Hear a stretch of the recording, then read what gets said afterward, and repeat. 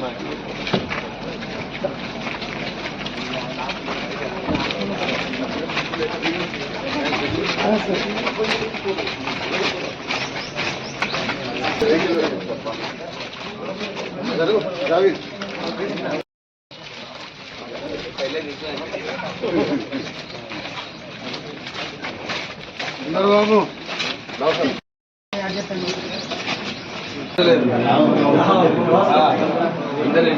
Sir sir sir sir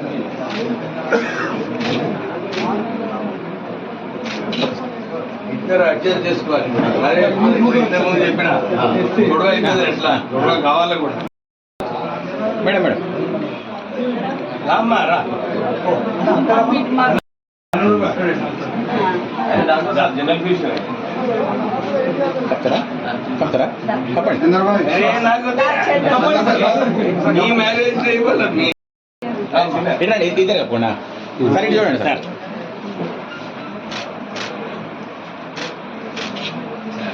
ఎక్కడ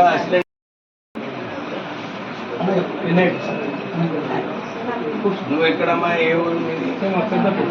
పెద్దపల్లియా? చెప్పు. అసలు దగ్గర మా ఏరియానే.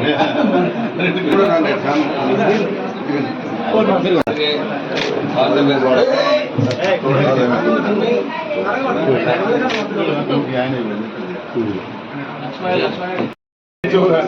ఏమవుతుంది నీ పోతుంది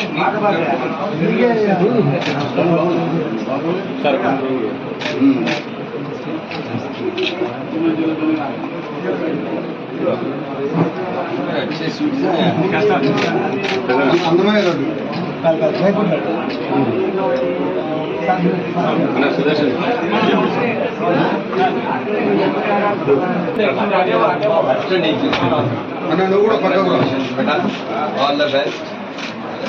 happy married life. Adjust with each other,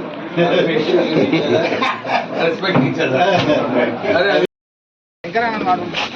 మధ్యాహ్నము కలెక్టర్ గారితో రివ్యూ మీటింగ్ పెట్టడం జరిగింది.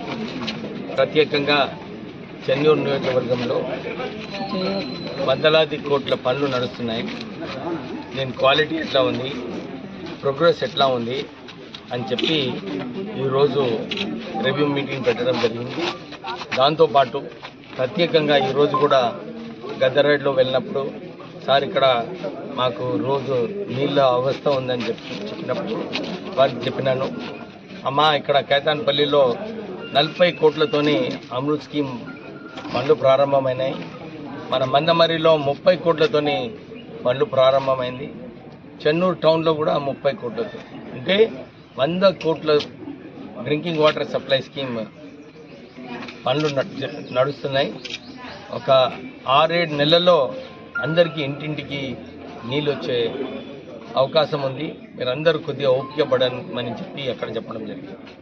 తర్వాత ఎక్కడైతే సీసీ రోడ్స్, డ్రైనేజ్ లేదో అన్ని డేటా తెప్పించుకుంటున్నాను. ఎందుకంటే ఒక మంచి విషయం ఏంటంటే గ్రామాలలో వెళ్ళినప్పుడు కూడా మొదలందరూ కేవలం సీసీ రోడ్స్ అడిగేది. కానీ ఇప్పుడు సార్ మా వాడకు కూడా నాలి కావాలి, మాకు రోడ్లు కావాలని చెప్పి ప్రజలందరూ కూడా అడుగుతున్నారు. అయితే దీని గురించి ఎక్కువ నిధులు తీసుకొచ్చే అవసరం ఉంది.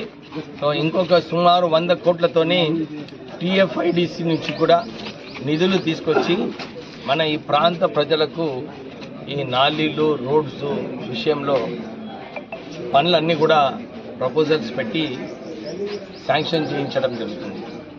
నేను ప్రత్యేకంగా చెన్నూరు నియోజకవర్గ ప్రజలందరికీ కూడా నేను ఇంతకుముందు కూడా చెప్పినాను, కృతజ్ఞతలు.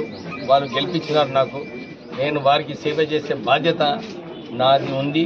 అందు గురించి అన్ని చోట్ల కూడా మొన్న R&B నుంచి సుమారు 70 కోట్ల ప్రపోజల్స్ క్లియర్ అయినాయి. పంచాయతీరాజ్లో 15 కోట్ల ప్రపోజల్స్ క్లియర్ కావడం జరిగింది. అన్ని చోట్ల కూడా ఫాలోఅప్ చేసి సరిగా పనులు నడుస్తున్నాయా లేదా అని చెప్పి ఈరోజు రివ్యూ మీటింగ్ పెట్టుకోవడం జరిగింది. నేను అందరు ప్రజలకు ఇదే అప్పీల్ చేస్తున్నాను.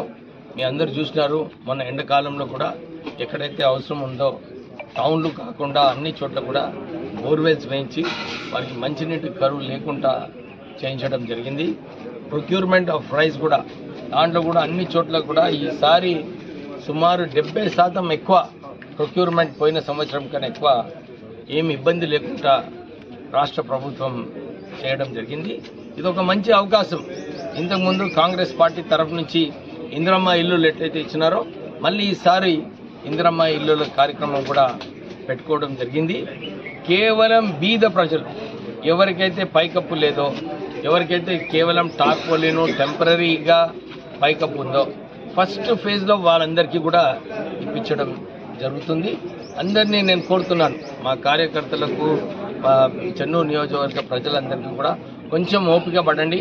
అందరికీ కూడా ఇందిరమ్మ ఇల్లు వచ్చేలాగా చేస్తాను. నేను మొన్ననే రెవెన్యూ మినిస్టర్ గారికి చెప్పాను, చెన్నూరు నియోజకవర్గానికి ఎక్కువ ఇల్లులు శాంక్షన్ చేయమని చెప్పి వారిని కోరడం జరిగింది.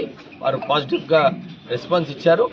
ఈ ఫస్ట్ ఫేజ్లో 3,000 ఇల్లులు ఏదైతే శాంక్షన్ అయిందో దాంట్లో పనులు తొందరగా స్టార్ట్ చేస్తే వచ్చే సంవత్సరం వరకు ఇవి పూర్తి చేసుకుంటే మళ్ళీ ఒక 3,000 ఇల్లు కూడా మనము పనులు స్టార్ట్ చేసుకోవచ్చు అని చెప్పి ప్రజలకు అందరికీ కూడా అప్పీల్ చేస్తూ, మళ్ళీ ఒకటి, రాష్ట్ర ప్రభుత్వము ఈ 2 జూన్ నుంచి యువ వికాసం ప్రారంభం చేయడం జరిగింది. నేను అందరినీ ఇదే కోరుతున్నాను, మంచి ప్రాజెక్ట్స్ తీసుకోండి.